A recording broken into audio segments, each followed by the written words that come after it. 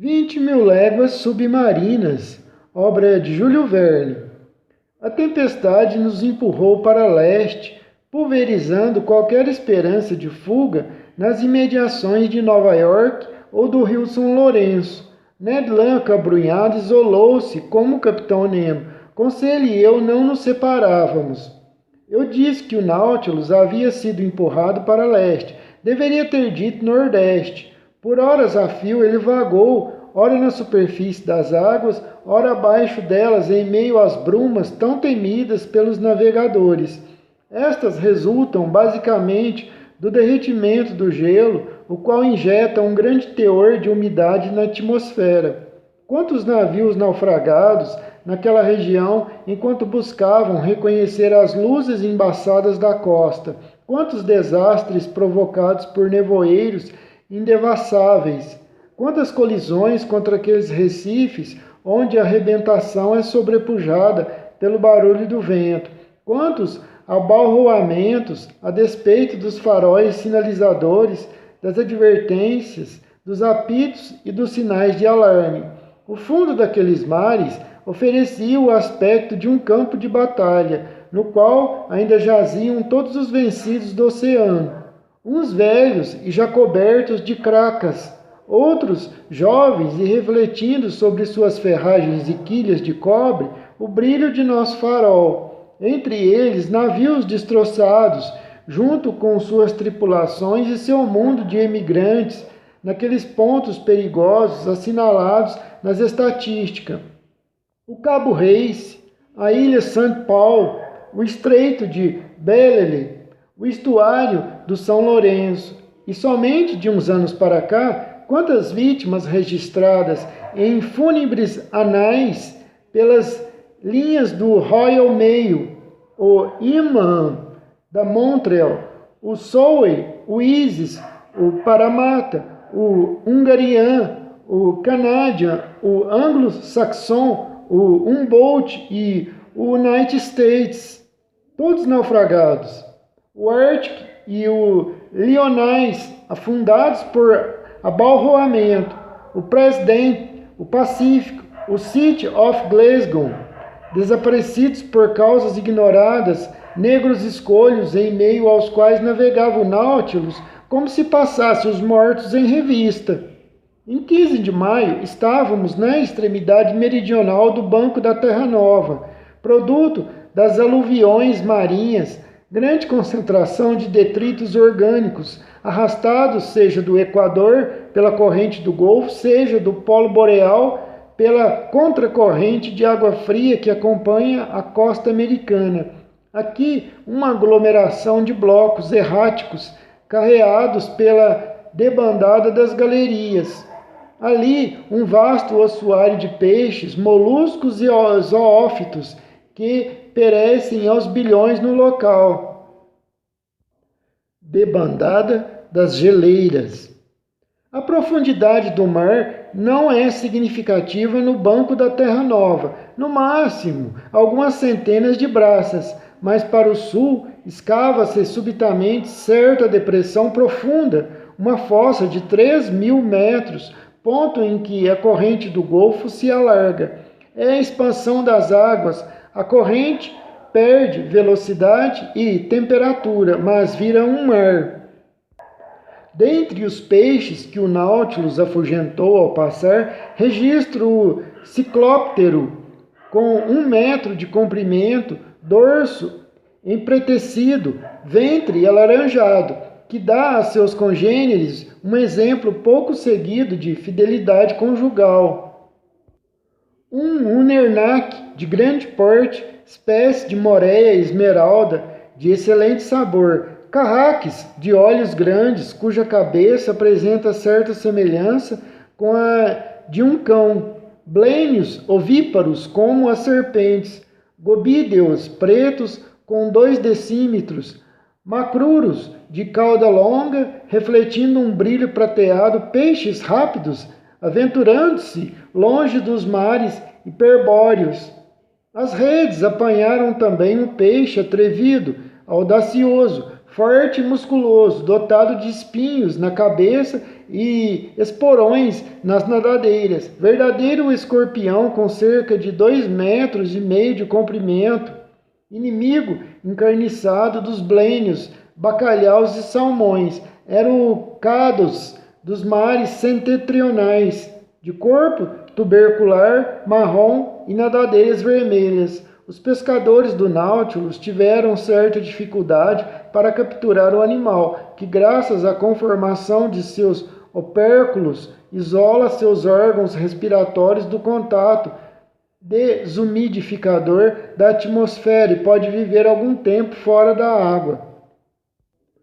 Cito agora de cabeça bosquianos, peixinhos que acompanham insistentemente os navios nos mares boreais, barracudas, exclusivas do Atlântico setentrional, escórpenas e, por fim, gladídeos, com destaque para o bacalhau que surpreendi em suas águas de predileção naquele inesgotável banco da Terra Nova. Não é descabido afirmar que aqueles bacalhaus eram peixes de montanha, uma vez que a Terra Nova não passa de uma montanha submarina. Quando o Nautilus desbravou o caminho através de suas falanges cerradas, Conselho não reprimiu a observação. E essa agora, patrão, bacalhaus, e eu que supunha serem os bacalhaus achatados como linguados. Tolice! Exclamei. Os bacalhaus são achatados apenas na peixaria, onde são expostos abertos e limpos. Na água, porém, são peixes fusiformes, como os barbos, além de magistralmente configurados para a locomoção. Acredito no patrão, observou o Conselho. Que nuvem, que formigueiro! Haveria muito mais deles se não houvesse os seus inimigos, as escórpenas e os homens claros. Sabe quantos ovos foram encontrados numa única fêmea? Arredondemos, disse Conselho, 500 mil. 11 milhões, amigo. 11 milhões. Aí está uma coisa em que eu só acreditaria se eu mesmo os contasse. Mas ela espelha os ovos, pouquíssimos vão eclodir, né? Vão sair ali os alevinos, e depois que os alevinos saírem, pouquíssimos sobreviverão, que serão 99%, mais que isso até, 0,9999, comidos. Os ovos serão comidos por peixes pequenos e os alevinos serão comidos durante seu desenvolvimento. Então escapam poucos, não adianta nada. Uma fêmea por 11 milhões de ovos. Pode contá-los, Conselho, mas poupará tempo se acreditar em mim. A propósito, o bacalhau é pescado aos milhares por franceses, ingleses, americanos, dinamarqueses e noruegueses. São consumidos em quantidades prodigiosas e sem a sua espantosa fecundidade, os mares logo se veriam despovoados desses peixes. Somente na Inglaterra e nos Estados Unidos, por exemplo, 5.000 embarcações operadas por 75 mil marinheiros são empregadas na pesca do bacalhau. Cada uma delas captura 40 mil em média, o que dá 25 milhões. O mesmo acontece nas costas da Noruega. Está bem, admitiu o Conselho. Acredito no patrão. Não irei contar mais. Contar o quê, santo Deus? Ora, os 11 milhões de ovos do bacalhau, mas faço uma observação. Qual? Se todos os ovos eclodissem, bastariam 4 bacalhaus para alimentar a Inglaterra, os Estados Unidos e a Noruega. Enquanto resvalávamos nos fundos do banco da Terra Nova, eu via nitidamente as linhas compridas, equipadas com 200 anzóis lançadas às dúzias pelos pesqueiros. Puxadas por uma ponta munida de um pequeno gancho, eram retidas na superfície por uma corda presa a uma boia de cortiça. O Nautilus foi obrigado a manobrar com destreza em meio à malha submarina.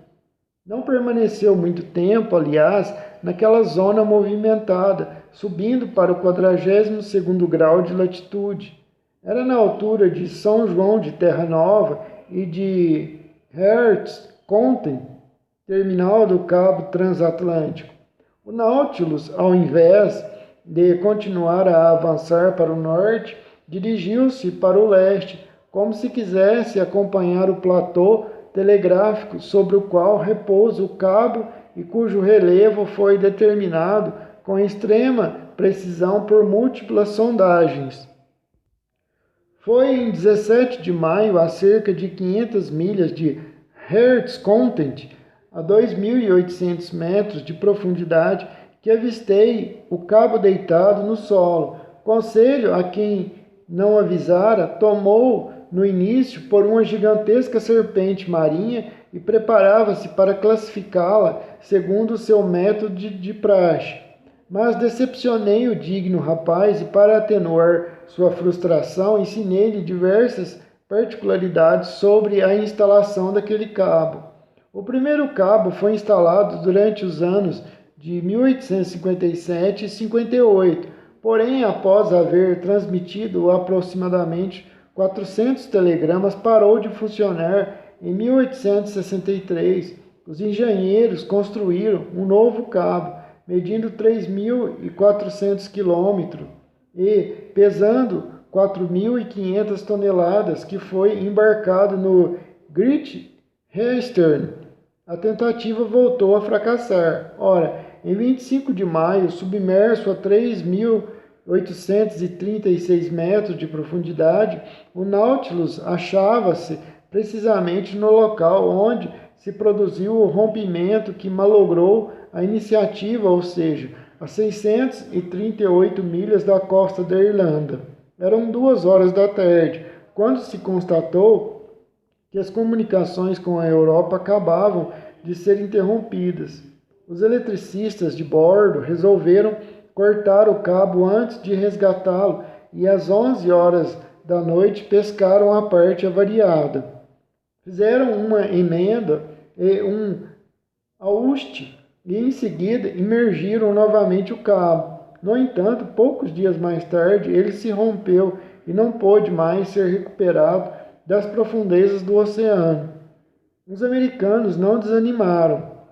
O audacioso Cyrus Field, idealizador do empreendimento, no qual arriscava toda a fortuna, lançou uma nova subscrição.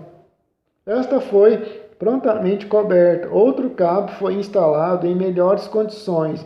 O feixe de fios condutores, isolados numa capa de gutta-percha, era protegido por um colchão de matérias têxteis, embutido numa armação metálica.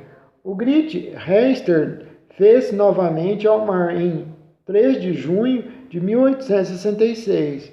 A operação avançou bem, exceto por um incidente. Ao desenrolar o cabo, os eletricistas notaram que alguém lhe inserira pregos em vários pontos com o objetivo de sabotá-lo. O capitão Anderson, seus oficiais e engenheiros reuniram-se, deliberaram e comunicaram que o culpado fosse flagrado a bordo, seria sumariamente atirado ao mar. Desde então, a tentativa criminosa não se repetiu.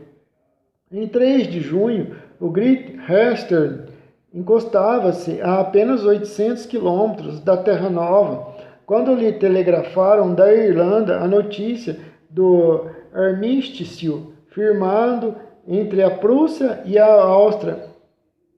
Em 23 de junho, o Great Eastern encontrava-se a apenas 800 quilômetros da Terra Nova, quando lhe telegrafaram da Irlanda a notícia do armistício firmado entre a Prússia e a Áustria depois de Sadowa. No dia 27, em meio às brumas, ele avistara o Porto Hester Content. A operação teve um final feliz e em seu primeiro despacho, a jovem América dirigia à velha Europa estas palavras sábias, tão raramente compreendidas: glória a Deus nas alturas e paz na terra aos homens de boa vontade. Eu não esperava encontrar o cabo elétrico no estado original, tal como era ao sair da fábrica. A longa serpente, coberta por resíduos de conchas, espetada por foraminíferos, estava incrustada num engaste rochoso que a protegia contra os moluscos perfurantes, repousando serenamente ao abrigo dos movimentos do mar e sob uma pressão favorável à transmissão de centelha elétrica, a qual leva 32 centésimos de segundo para ir da América à Europa. Sua durabilidade tem tudo para ser infinita, pois foi constatado que a capa de gutta-percha solidifica-se em contato com a água do mar.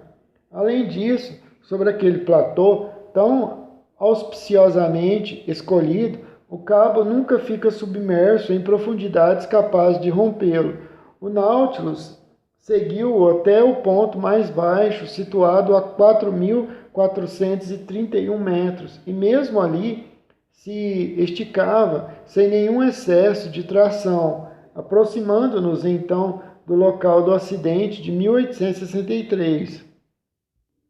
O fundo oceânico formava então um vale com 120 quilômetros de largura, sobre o qual poderíamos assentar o Mont Blanc, sem que seu pico emergisse da superfície das águas. Esse vale é fechado a leste por um paredão escarpado de 2.000 metros de altura. Chegamos no dia 28 de maio com o Nautilus a apenas 150 quilômetros da Irlanda. O capitão Nemo subiria para navegar em águas britânicas? Não. Para minha grande surpresa, desceu para o sul e tomou a direção dos mares europeus. Contornando a ilha de Esmeralda, percebi por um instante o Cabo Clear e o farol Fartney, que ilumina os milhares de navios saídos de Glasgow ou Liverpool. Uma pergunta pequena, capital, que me atormentava. O Nautilus ousaria adentrar o Canal da Mancha? Ned Land, que ressuscitara desde que nos aproximávamos da Terra, não me largava do pé. Como lhe responder? O capitão Nemo permanecia invisível após ter permitido que o canadense entrevisse as praias da América e ia mostrar-me agora o litoral da França. Enquanto isso, o Nautilus continuava a descer rumo ao sul. Em 30 de maio, avistávamos o Land's End, entre a ponta extrema da Inglaterra e as Sorlingas que ele deixou a estribor. Se queria entrar na Mancha, precisava embicar radicalmente a leste. Não o fez. Durante todo o 31 de maio, o Nautilus descreveu uma série de círculos no mar que me deixaram intrigado. Parecia procurar um lugar e não encontrá-lo. Ao meio-dia, o capitão Nemo, em pessoa, encarregou-se de calcular nossa posição. Não me dirigiu uma palavra, parecendo mais melancólico do que nunca. O que o entristecia tanto? Seria a proximidade das praias europeias? Teria saudade de seu país? O que sentia, afinal? Remorso ou angústia? Por muito tempo, esse pensamento não me deu tréguas e tive o pressentimento de que o acaso não tardaria a trair os segredos de Nemo. Remorso ou angústia? No dia seguinte, 1 de junho, o Nautilus não alterou sua velocidade. Estava claro que procurava um ponto preciso do oceano. O capitão Nemo veio medir a altura do sol, como fizera na véspera. O mar estava bonito, o céu claro. Um grande navio a vapor desenhava-se na linha do horizonte, 8 milhas a leste. Nenhum pavilhão batia em seu mastro, e não me foi possível identificar o seu país. O capitão Nemo, minutos antes que o sol atravessasse o meridiano, armou seu sextante e observou atentamente. Calma absoluta das águas facilitava a operação. Imóvel, o Nautilus não jogava nem ardernava. Eu estava na plataforma naquela ocasião e pude ouvir o capitão pronunciar, terminados seus cálculos, estas únicas palavras: é aqui. Desceu novamente pela escotilha. Teria percebido a embarcação que, ganhando velocidade, parecia aproximar-se de nós? Eu não saberia dizê-lo. Retornei ao salão. A escotilha foi fechada e ouvi os silvos da água nos tanques. O Nautilus começou a mergulhar, seguindo uma linha vertical, pois sua hélice travada não lhe transmitia mais nenhum movimento. Alguns minutos mais tarde, estacionava a uma profundidade de 833 metros e repousava no solo. O teto luminoso do salão então se apagou. As escotilhas se abriram e, através das vidraças, num raio de meia milha, divisei o mar intensamente iluminado pelo facho do farol do Nautilus. A bom bordo, nada, a não ser a tranquila imensidão das águas. No fundo, a este bordo, delineava-se uma notável excrescência que atraiu minha atenção. Diriam-se ruínas soterradas sobre uma amálgama de conchas brancas com um manto de neve. Examinando mais detidamente aquela carcaça, julguei reconhecer as formas abauladas de um navio sem mastro, o qual devia ter ido a pique pela proa. O acidente, com certeza, datava de época remota, pois aqueles destroços, para estarem incrustados daquela forma no calcário das águas, já contavam muitos anos passados naquelas profundezas. Que navio era aquele? Por que o Nautilus visitava seu túmulo? Não fora então um naufrágio que arrastara a embarcação para o fundo das águas? Eu não sabia o que pensar. Perto de mim, ouvi o capitão Nemo discorrer numa voz lenta. Houve um tempo em que esse navio se chamava Le Marseillais. Carregava 74 canhões e foi lançado ao mar em 1762. Em 13 de agosto de 1778, comandado por La Pope Vertrix, lutava audaciosamente contra o Preston. Em 1779, em 4 de julho, participava com a esquadra do almirante de Stang da tomada de Granada. Em 1781, em 5 de setembro, o Marseillais tomava parte do combate do Conde de Cressy na Baía de Chesapeake. Em 1794, a República Francesa mudava o nome da embarcação. Em 16 de abril do mesmo ano, o Brest juntava-se à esquadra de Villaret Joyeux, encarregada de escoltar um comboio de trigo procedente da América sob o comando do almirante Van Stabel. Em 11 e 12 pradial, ano 2, essa esquadra depara-se com os navios ingleses. Professor, estamos no dia 13 do mês de pradial, 1º de junho de 1868. Há 74 anos, precisamente neste mesmo local, a 47, 24 graus de latitude e 17, 28 graus de longitude, esse navio, após um combate heróico, amputado de seus 3 mastros, fazendo água nos paióis, com 1/3 da tripulação fora de combate, preferiu afundar com seus 356 marinheiros, ao invés de se render, e pregando sua bandeira na popa, desapareceu sob as ondas ao grito de "Viva a República!" "O Vingador!" exclamei. "Sim, professor, o Vingador. Belo nome!" murmurou o capitão Nemo, cruzando os braços. Aquele jeito de falar, o inusitado da cena, o histórico do navio patriota, a princípio narrado com frieza, seguido pela emoção com que o estranho personagem pronunciara as últimas palavras, o nome Vingador, cujo significado não me escapava, tudo se encaixava, impressionando-me profundamente. Eu não tirava mais os olhos do capitão Nemo, o qual, por sua vez, com as mãos estendidas para o mar e olhar flamejante, contemplava o glorioso destroço. Talvez eu jamais viesse a saber toda a verdade. Qual verdade?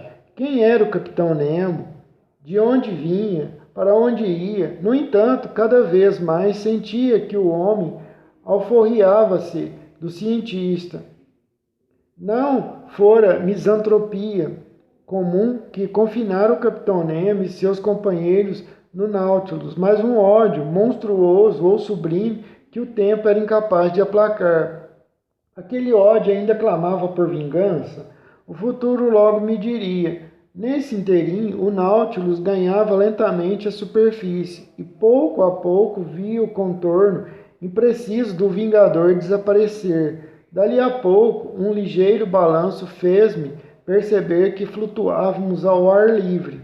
Ouvimos uma detonação seca. Olhei para o capitão. O capitão não se mexeu. Capitão? Interpelei-o. Não obtive resposta. Deixei-o e subi a plataforma, onde já se encontravam o conselho e o canadense. Que detonação foi essa? Perguntei. Um tiro de canhão, respondeu Ned Land. Olhei em direção ao navio que eu avistara. Aproximava-se do Nautilus e via-se que ganhava velocidade. 6 milhas o separavam de nós. Que tipo de navio é aquele, Ned Land? Pela enxarcia e a altura dos mastros, disse o canadense. Eu apostaria num navio de guerra, professor. Tomara que nos ataque, nem que tenha que pôr a pique este maldito Nautilus. Amigo Ned, pelo amor de Deus, ponderou o conselho. Que mal ele pode fazer ao Nautilus? Irá atacá-lo por debaixo da água? Irá acanhoneá-lo no fundo dos mares? É capaz, amigo Ned? Perguntei. É capaz, amigo Ned? Perguntei de identificar a nacionalidade do navio. O canadense, franzindo as sobrancelhas, apertando as pálpebras, fincando os olhos nos cantos, fixou por alguns instantes o navio com todo o poder de seu olhar e se concentrou. Não, professor, terminou por responder. Impossível identificar a nação a que pertence. Está sem bandeira, mas posso afirmar que é um navio de guerra, pois vejo uma flâmula comprida desfraldada na ponta do mastro principal. Durante um quarto de hora, continuamos a observar a embarcação vindo de encontro a nós. Eu não podia aceitar, entretanto, que ela tivesse detectado o Nautilus àquela distância, menos ainda que soubesse tratar-se de um aparelho submarino. Dali a pouco, o canadense veio me dizer que era um grande navio de guerra, um dos convéses, couraçado e com esporão. Uma espécie de fumaça preta saía de suas duas chaminés. As velas amainadas confundiam-se com a linha das vergas. A caixa do mastro não exibia pavilhão algum. A distância ainda impossibilitava a identificação das cores da flâmula, que esvoaçava como uma fita singela. Ele avançava rapidamente. Se o capitão Nemo permitisse a aproximação, teríamos uma chance de nos salvar. Professor, preveniu Ned Land, e esse barco passar a 1 milha de distância, eu pulo no mar e estimo a me seguir. Não dei resposta à provocação do canadense e continuei a observar o navio que aumentava de tamanho a olhos vistos. Inglês, francês, americano ou russo, era certo que, se conseguíssemos alcançá-lo, eles nos acolheriam. O patrão, faça a fineza de lembrar, disse então conselho, que não tem qualquer experiência com natação. Peço, portanto, que deixe a meu cargo a tarefa de rebocá-lo até aquele navio, se lhe for conveniente seguir o amigo Ned Land. Quando eu ia responder, uma fumaça branca envolveu a proa do vaso de guerra e, segundos depois, as águas, respingadas pela queda de um corpo pesado atingiram a polpa do Nautilus. Quase instantaneamente, uma detonação explodia no meu ouvido. "Estão atirando em nós!" exclamei. "Gente direita", murmurou o canadense. "Estão nos tomando por náufragos, agarrados a um destroço." "Que o patrão me perdoe", disse Conselho, espanando a água que um novo projeto lhe borrifara. "Que o patrão me perdoe, mas avistaram o narval e canhoneiam o narval." "Mas será que não percebem que estão lidando com homens?" Me exaltei. "Talvez por isso mesmo." Inflamou-se Ned Land, que, me encarando, uma revelação súbita fez com que eu caísse em mim. De certo, agora sabiam com o que estavam lidando quando se falava na existência do suposto monstro. Teria o comandante Farragut, por ocasião do abalroamento com a Abraham Lincoln, quando o canadense atingiu-o com o seu arpão, constatado que o narval era uma embarcação submarina mais perigosa que um cetáceo sobrenatural? Sim, sem dúvida era aquilo, e agora perseguiam a terrível máquina mortífera por todos os mares. Terrível, com efeito, e como era possível supor, o capitão Nemo preparasse o Nautilus para uma operação de represália. Não teria atacado algum navio no meio do Oceano Índico aquela noite em que nos aprisionou na cela? O homem agora, enterrado no cemitério de coral, não fora vítima da colisão provocada pelo Nautilus? Sim, repito, só podia ser isso. Desvendava-se, assim, parte da misteriosa existência do Capitão Nemo. E, apesar de ignorarem sua identidade, pelo menos agora as nações coligadas contra ele caçavam não mais uma criatura quimérica, mas um homem que lhes dispensava um ódio implacável. Todo aquele passado tenebroso me voltou à mente. Naquele navio que se aproximava, ao invés de amigos, não podíamos topar senão com inimigos impiedosos. Enquanto isso, os projéteis multiplicavam-se à nossa volta. Alguns, encontrando a superfície líquida, iam por ricochete perder-se a distâncias consideráveis, mas nenhum deles atingiu o Nautilus. O couraçado estava a apenas 3 milhas de distância. A despeito do violento canhoneio, o Capitão Nemo não aparecia na plataforma. Se um daqueles projéteis cônicos atingisse o casco do Nautilus, lhe teria sido fatal. O canadense tomou a palavra. "Professor, precisamos tentar de tudo para sair dessa encrenca. Sinalizemos com 1000 diabos. Talvez percebam que somos gente honesta." Ned Land pegou seu lenço para agitá-lo, porém mal o desdobrara quando, apesar de sua força prodigiosa, caiu no convés derrubado por uma mão de ferro. "Miserável!" exclamou o Capitão Nemo. "Quer que o amarre ao esporão do Nautilus antes de atacar aquele navio?"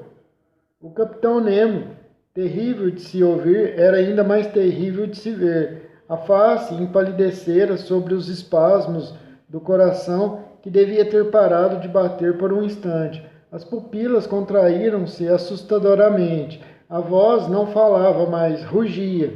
Curvando todo o corpo, torcia com as mãos os ombros do canadense. Logo depois, soltando e voltando-se para o navio de guerra, cujos projéteis choviam à nossa volta, exclamou com sua voz tonitruante: "Ah, então você sabe que eu sou quem eu sou, barco de nação maldita, pois não precisei de suas cores para reconhecê-lo. Olhe, vou mostrar-lhe as minhas." E o capitão desfraldou na proa da plataforma um pavilhão negro semelhante ao que já fincara no Polo Sul. Naquele momento, um projétil, atingindo obliquamente o casco do Nautilus, sem rasgá-lo e ricocheteando perto do capitão, foi perder-se no mar. O Capitão Nemo deu de ombros. Então, dirigindo-se a mim, ordenou laconicamente: desçam o senhor e seus companheiros. Senhor, exclamei, atacará então esse navio? Vou afundá-lo, cavaleiro. Não fará isso. Farei, respondeu friamente o capitão Nemo. Não se atreva a me julgar, cavaleiro. A fatalidade mostra-lhe o que não devia ver. Eles atacaram. A resposta será terrível. Entre. Que navio é aquele? Não sabe? Ótimo, melhor assim. Pelo menos sua nacionalidade permanecerá um segredo para o senhor. Desçam. Ao canadense, aconselhe a mim, só nos restava obedecer. Cerca de 15 marujos do Nautilus cercavam o capitão e olhavam com um implacável sentimento de ódio, o couraçado avançando em nossa direção. Sentia-se que o mesmo sopro de vingança movia todas aquelas almas. Desci no momento em que outro projétil voltava a arranhar o casco do Nautilus e ouvi o capitão gritar: "Abram fogo! Navio maldito, desperdice seus inúmeros projéteis, não escapará a oriete do Nautilus. Atire à vontade no Nautilus, desperdice seus projéteis à vontade. Mas não é neste local que deve perecer. Não quero que suas ruínas venham a se confundir com as ruínas do Vingador." Voltei ao quarto. O capitão e seu imediato haviam permanecido na plataforma. A hélice foi acionada. O Nautilus, contudo, mesmo afastando-se velozmente e posicionando-se fora do alcance dos projéteis do navio, não conseguiu interromper a perseguição e o capitão Nemo limitou-se a manter distância. Por volta das 4 da tarde, não podendo conter a impaciência e a inquietude que me afligia, voltei à escada central. O alçapão estava aberto. Aventurei-me na plataforma. O capitão continuava a andar de um lado para o outro, num passo agitado. Observava o navio, que permanecia a 5 ou 6 milhas a sotavento, girando ao seu redor como um animal feroz. Atraindo-o para leste, deixava-se perseguir sem atacá-lo. Ainda hesitaria. Quis intervir mais uma vez, porém assim que interpelei o capitão Nemo, ele me impôs silêncio. Tenho direito, sou a justiça, sou o oprimido. Ali está o opressor, e apontou para o navio. Foi por causa dele que vi perecer tudo que amei, prezei e venerei, pátria, mulher, filhos, pai e mãe. Tudo que odeio está ali, ó, veja. Cale-se, professor Aronnax, nem mais uma palavra. Dirigi um último olhar para o navio de guerra, que aumentava sua potência, e fui ao encontro de Ned Land em conselho. Fujamos, exclamei. Ora viva, saudou Ned Land. Que navio é aquele? Ignoro, mas seja qual for, irá a pique antes do anoitecer. Em todo caso, é preferível perecer com ele a nos tornarmos cúmplices de represálias cuja equidade não podemos avaliar. Concordo, respondeu friamente Ned Land. Aguardemos a noite. A noite chegou. Reinava um profundo silêncio a bordo do Nautilus. A bússola indicava que o Nautilus não alterara o curso. Eu ouvia sua hélice golpeando as águas, célere e monótona. Ele se mantinha na superfície e um ligeiro balanço adernava-o, ora sobre um costado, ora sobre outro. Eu e meus companheiros planejamos fugir no momento em que o navio estivesse bem próximo, fosse para sermos ouvidos, fosse para sermos vistos, já que a lua, que estaria cheia dali a 3 dias, brilhava no céu. Uma vez a bordo daquele navio, se porventura não conseguíssemos impedir o destino que o ameaçava, pelo menos faríamos tudo que as circunstâncias nos permitissem tentar. Mais de uma vez, quando eu julgava o Nautilus prestes a atacar, ele contentava-se em aceitar a aproximação do adversário e logo em seguida recobrava sua velocidade de fuga e afastava. Parte da noite transcorreu sem incidentes. Espreitávamos a oportunidade de agir. Com os nervos à flor da pele, pouco falávamos. A vontade de Ned Land era jogar-se ao mar. Forcei-o a esperar. Do meu ponto de vista, o Nautilus atacaria o couraçado na superfície, então, mais que possível, seria fácil escapar. Às 3 horas da manhã, preocupado, subi a plataforma. O capitão Nemo continuava lá, de pé, na proa, junto à sua bandeira, que uma ligeira brisa fazia tremular acima de sua cabeça. Não tirava os olhos do navio. Seu olhar, de uma intensidade extraordinária, parecia atraí-lo, fasciná-lo, arrastá-lo com mais eficiência do que se o rebocasse. A lua atravessava o meridiano. Júpiter nascia a leste. Em meio àquela serena natureza, céu e oceano rivalizavam em tranquilidade, e o mar oferecia ao astro das noites o mais belo espelho que teria refletido sua imagem. Pensando na calma profunda dos elementos, comparada à ira que fermentava no interior do sorrateiro Nautilus, eu sentia calafrios. O navio mantinha-se a 2 milhas de distância.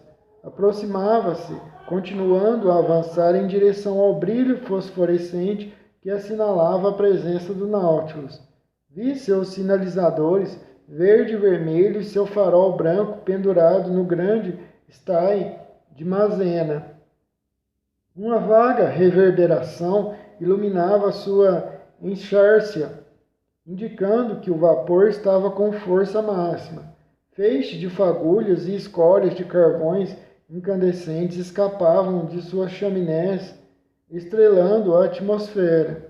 Assim fiquei até às 6 da manhã, sem que o capitão Nemo tivesse parecido me notar. O navio continuava a 1,5 milha de distância e, com as primeiras luzes do dia, o canhoneio recomeçou. Tudo sugeria um ataque iminente por parte do Nautilus. Quando então eu e meus companheiros deixaríamos para sempre aquele homem que eu não ousava julgar. Quando me dispunha a descer a fim de avisá-los, o imediato subiu à plataforma na companhia de diversos marinheiros. O capitão Nemo ou não os viu ou não quis vê-los. Esboçaram-se alguns preparativos que poderíamos chamar de preparativos de combate do Nautilus. Eram muito simples. O gradil que formava a murada em torno da plataforma foi abaixado. Da mesma forma, as casinhas do farol e do timoneiro entraram no casco, mas não completamente. A superfície ao longo do charuto metálico não oferecia mais qualquer aresta que pudesse prejudicar suas manobras. Voltei ao salão. O Nautilus continuava à tona. O brilho da manhã infiltrava-se na camada líquida. A certas oscilações das ondas, as vidraças animavam-se com as vermelhidões do raiar do dia. Tinha início o terrível 2º de junho. Às 5 horas, a banquilha indicou que o Nautilus moderava a velocidade e compreendi que permitia aproximação. Enquanto isso, as detonações tornavam-se cada vez mais violentas. Os projéteis do navio sulcavam a água circundante e nela mergulhavam com um assobio peculiar. Amigos, eu disse, chegou a hora. Um aperto de mão e que Deus nos proteja. Ned Land estava determinado. Conselho, calmo. Eu, nervoso, mal me contendo.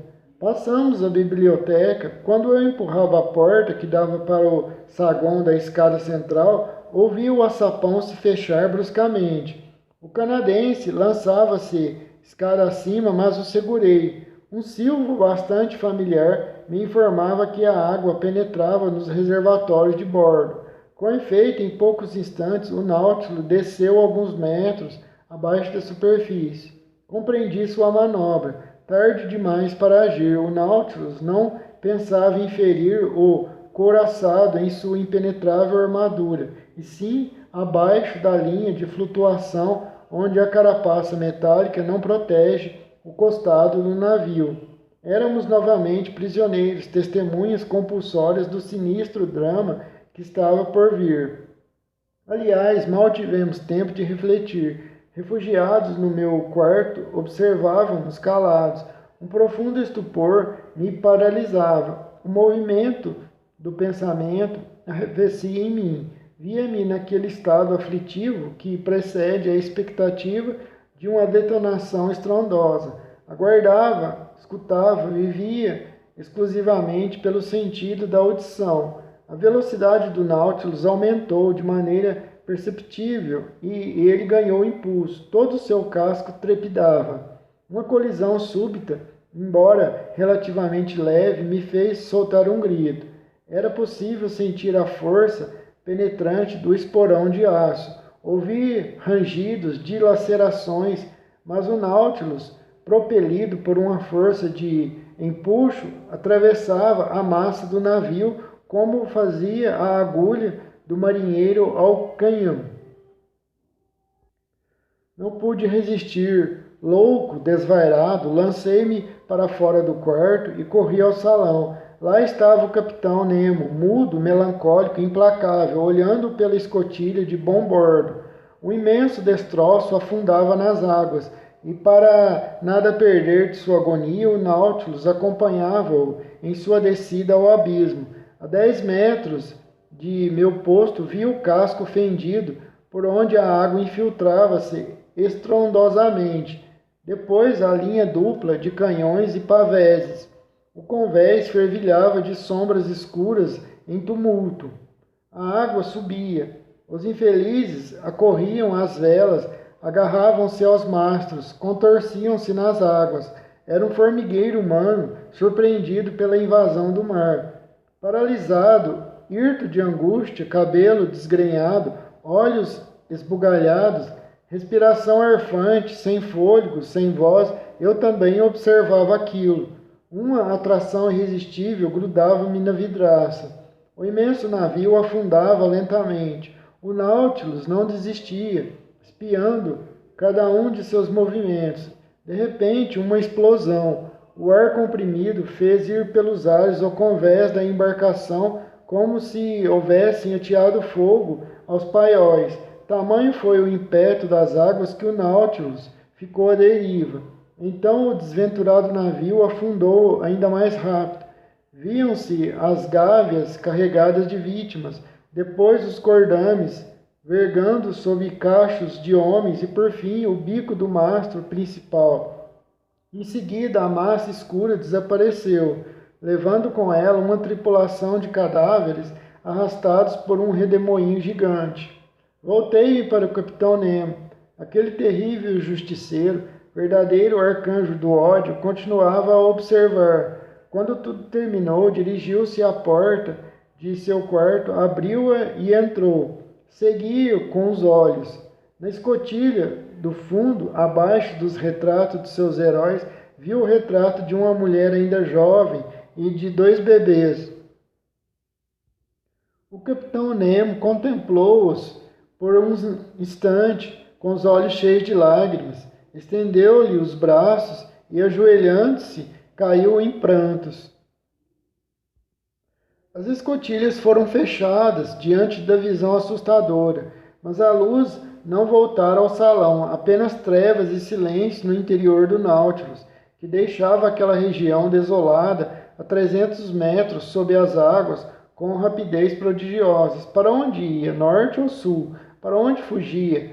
Nem após sua terrível represária. Eu voltara ao meu quarto, onde Ned Land e Conselho esperavam em silêncio. Senti um horror incoercível pelo capitão Nemo. Independentemente do que ele tivesse sofrido por parte daqueles homens, não tinha o direito de puni-los daquela maneira. Fizera de mim, se não cúmplice, pelo menos testemunha de sua vingança. Passara dos limites. Às 11 horas, a claridade elétrica voltou. Fui até o salão. Estava deserto. Consultei os diversos instrumentos. O Nautilus corria para norte a uma velocidade de 25 milhas horárias, ora na superfície, ora 9 metros abaixo.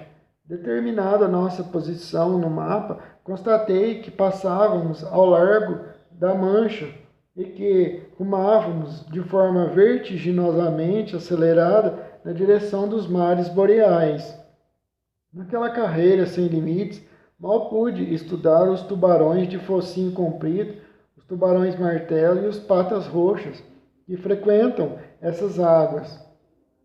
Também me escaparam grandes raias, águias do mar, nuvens de cavalos marinhos semelhantes aos de um tabuleiro de xadrez, enguias agitando-se como girândolas, exércitos de caranguejos, fugindo obliquamente e cruzando as pinças sobre sua carapaça, além de cardumes de golfinhos, apostando corrida com o Nautilus. Agora, porém, não se tratava mais de estudar ou classificar. À tarde, já havíamos percorrido 200 léguas de Atlântico. Anoiteceu e até que a lua despontasse, o mar foi vestido pelas trevas.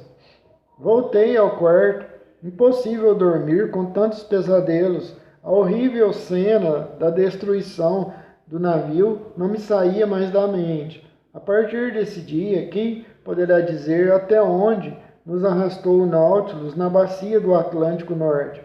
Sempre a uma velocidade indescritível, sempre em meio às brumas hiperboreais, tocou a ponta de Spitsbergen, nos penhascos da Nova Zembla, percorreu mares ignotos, o Mar Branco, o Mar de Kara, o Golfo de Obi, o arquipélago de Liahov, as praias desconhecidas da costa asiática. Eu não saberia dizer, perdi a noção de tempo parado nos relógios de bordo. Parecia que a noite e o dia, como nos confins polares, não perfaziam mais seu curso regular. Sentia-me arrastado para os domínios do estranho, onde age a fértil imaginação de Edgar Allan Poe. A todo instante esperava deparar-me com o fabuloso Gordon Pym, com aquela figura humana velada de proporções mais avantajadas que a de qualquer habitante da Terra, lançada através da catarata que defende o acesso ao polo. Calculo, mas talvez esteja enganado, calculo que a intrépida carreira do Nautilus estendeu-se por 15 ou 20 dias, e não sei quanto teria durado se a catástrofe que pôs termo à nossa viagem não acontecesse. O capitão Nemo sumira, bem como seu imediato. Não vimos nenhum homem da tripulação. O Nautilus navegava submerso praticamente o tempo todo. Quando subia a superfície para renovar o ar, os alçapões abriam-se ou fechavam-se automaticamente. Nossa posição deixara de ser marcada no planisfério. Eu não sabia onde estávamos.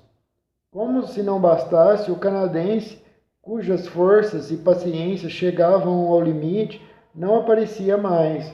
Conselho em vão tentava arrancar uma palavra dele, e temendo que num rompante de delírio, sob influência de uma nostalgia esmagadora, ele lhe desse uns bons bufetões.